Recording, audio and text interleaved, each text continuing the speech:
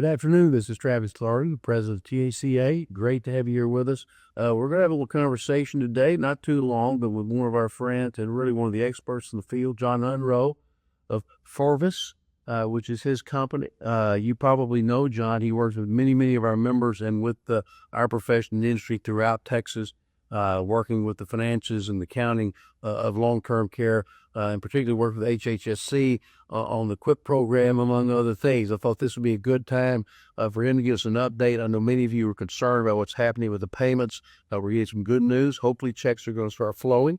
But in the meantime, I thought we'd just take the opportunity. We had our board meeting today. John was kind enough to be here with us and present to the board kind of where we are. And I thought he could give us a quick rundown of where we stand with the HHSC, what's going on with QUIPP, and what the future holds for our members. Well, sure. QUIPP year 8 is definitely a big change from what we've seen in prior years. And the biggest thing that I think everyone really is experiencing is going from some monthly payments to just quarterly only in this year 8.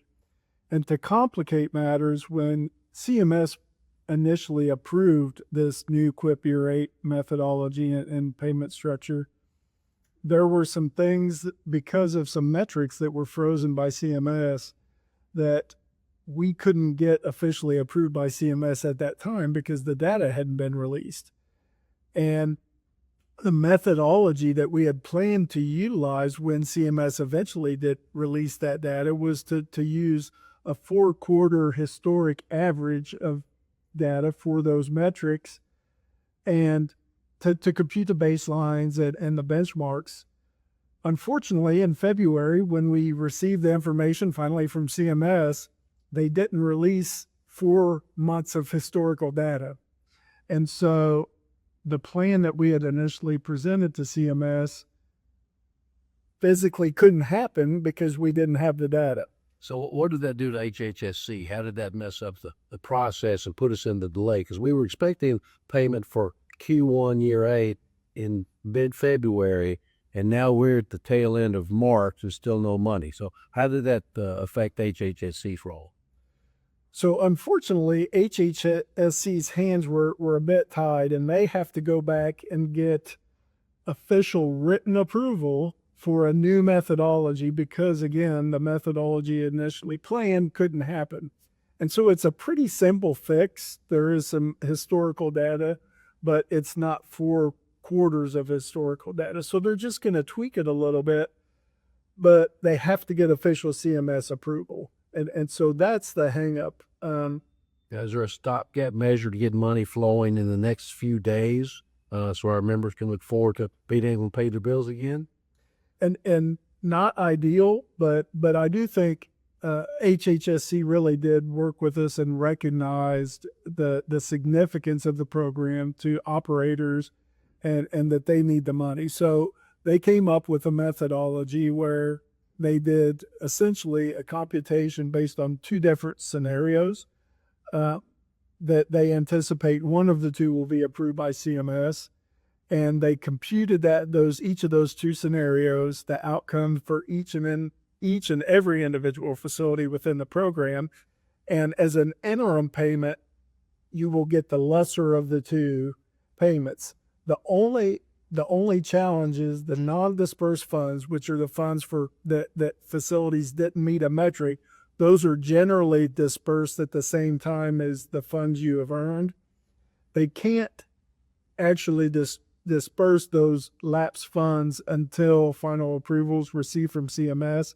That's about $75 million that will relate to that Q1, but it's just on hold. But as I understand it, HHSC has communicated with the MCOs, the managed care organizations, and asked them, do they have the money? The MCOs have the money in hand, but they've been instructed to go ahead and push some of that money out now, and there'll be some reconciliation, hopefully in the next few weeks, before we get to the next quarterly payment. Is that where we are? It is.